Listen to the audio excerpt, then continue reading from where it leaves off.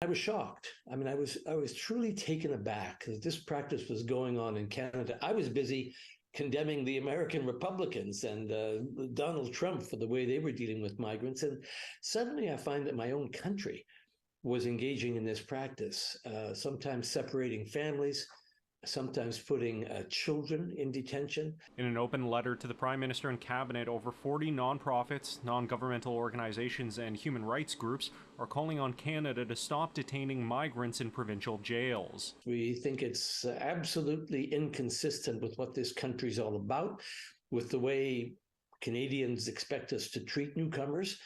And it's also contrary to international human rights law. So we believe it's wrong and we want to see it ended. Former federal cabinet minister Alan Rock signed the letter as well and says migrants aren't detained because they're violent. They're detained because a border service agent determined they might not turn up for a deportation hearing and has the authority to detain them. The issue here is you were not able to renew a permit. Some people are detained because they were one day late in filing their document, or their lawyer was one day late and therefore they become undocumented. So it is an incredibly egregious response, a violent response to lack of renewal of permits. Syed Hassan says those detained aren't just irregular crossers like at Roxham Road. Some are temporary foreign workers or international students who missed a deadline. Hassan says Canada deports around 40 people a day every day, but some don't have travel documents and can't be deported. Sometimes we work with people who've been here for 40 years, right? They came here at the age of 5. Now they're 45.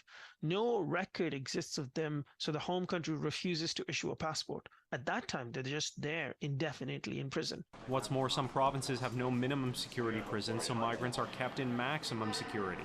8 provinces have already said they don't want to hold migrants for the federal government anymore, but that's had unintended consequences. As provinces have said they'll no longer be detaining people, the federal government is, transferring migrants, say, from Alberta to Ontario, which tears them apart from their communities and away from their legal support. In a statement to CityNews, Public Safety Minister Marco Mendicino's spokesperson says detention is rare, happening in less than 3% of cases. Immigration detainee numbers are down to 931, and notes that 3/4 involve serious criminality, adding that the ministry is working hard to reduce immigration detention. In Ottawa, Xiaoli Li, City News.